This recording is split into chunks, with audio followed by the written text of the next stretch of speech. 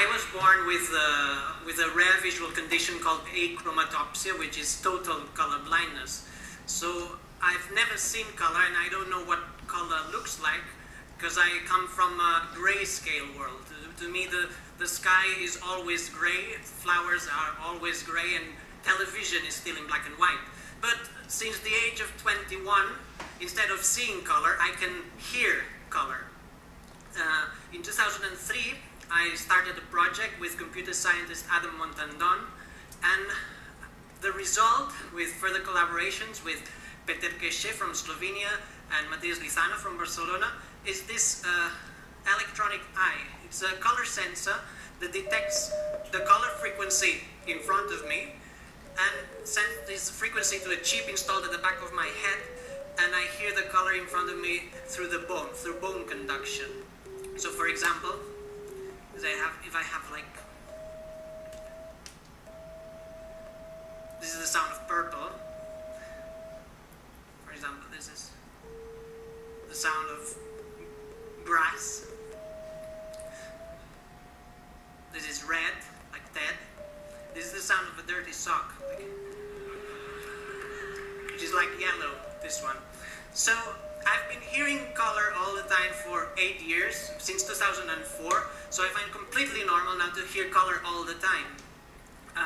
At the start, though, I had to memorize the names you give for each color, so I had to memorize the notes, but after some time, all this information became a perception. I didn't have to think about the notes. And after some time, this perception became a feeling. I started to have favorite colors, and I started to dream in color. So when I started to dream in color is when I felt that the software and my brain had united. Because in my dreams, it was my brain creating electronic sounds. It wasn't the software. So that's when I started to feel like a cyborg. It's when I started to feel that the cybernetic device was no longer a device. It had become a part of my body, an extension of my senses. And after some time, it even became a part of my official image. This is my passport from 2004. You're not allowed to appear on UK passports with electronic equipment, but I insisted to the passport office that what they were seeing was actually a new part of my body, an extension of my brain, and they finally accepted me to appear with a passport for them. So life has changed dramatically since I hear color, because color is almost everywhere. So biggest changes, for example, is going to an art gallery. I can listen to a Picasso, for example. So it's like going to a concert hall, because I can listen to the paintings. And supermarkets, I find this is very shocking, very, very attractive to walk along a supermarket. It's like going to a nightclub. It's full of different melodies. Yeah. Especially the aisle with cleaning products. It's just fabulous. Also, the way I dress has changed. Before, I used to dress in a way that it looked good. Now I dress in a way that it sounds good.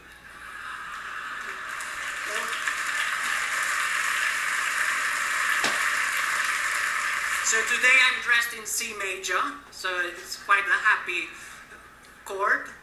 If I had to go to a funeral, though, I would dress in B minor, which would be turquoise, purple, and orange. Also, food. The way I look at food has changed, because now I can display the food on a plate, so I can eat my favorite song. So depending on how I display it, I can hear and I can compose music with food. So imagine a restaurant where we can have like Lady Gaga salads as starters. I mean, this would get teenagers to eat their vegetables probably. And also some Rachmaninoff piano concertos as main dishes, and some Björk or Madonna desserts. That would be a very exciting restaurant where you can actually eat songs. Also, the way I perceive beauty has changed, because when I look at someone, I hear their face. So someone might look very beautiful but sound terrible, and it might happen the opposite, the other way around. So I really enjoy creating like sound portraits of people. Instead of drawing someone's face, like drawing the shape, I point at them with the eye and I write down the different notes I hear, and then I create sound portraits. Here's some faces.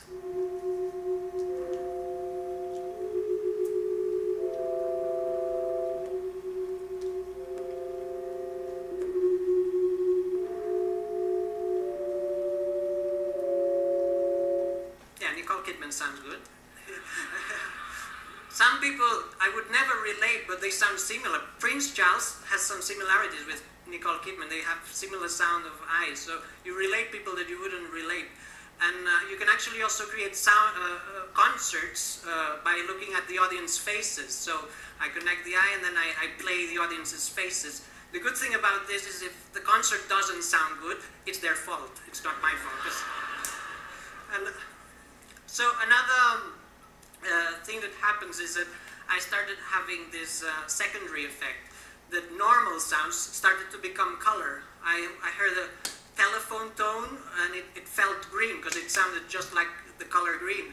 The BBC beeps, they sound turquoise, and listening to Mozart became a yellow experience. So I started to paint music and paint people's voices, because people's voices have frequencies that I relate to color. And here's some music translated into color. For example, Mozart, Queen of the Night, looks like this. Very yellow and very colorful because there's many different frequencies. And this is a completely different song. It's Justin Bieber's Baby. So it's very pink and very yellow. So also voices, I can transform speeches into color. For example, these are two very well-known speeches. One of them is Martin Luther King's I Have a Dream, and the other one is Hitler. And I like to exhibit these paintings in the exhibition halls without labels, and then I ask people, which one do you prefer? And most people change their preference when I tell them that the one on the left is Hitler, and the one on the right is Martin Luther King. So I got to a point when I was able to perceive 360 colors, just like human vision. I was able to differentiate all the degrees of the color wheel, but then I just thought that this human vision wasn't good enough.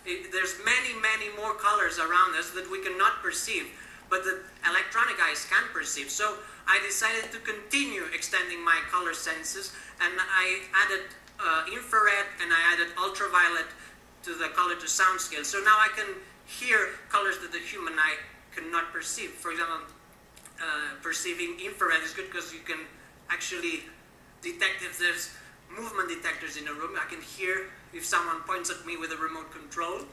And the good thing about perceiving ultraviolet is that you can hear if it's a good day or a bad day to sunbathe. Because ultraviolet is a dangerous color, a color that can actually kill us. So I think we should all have this wish to perceive things that we cannot perceive.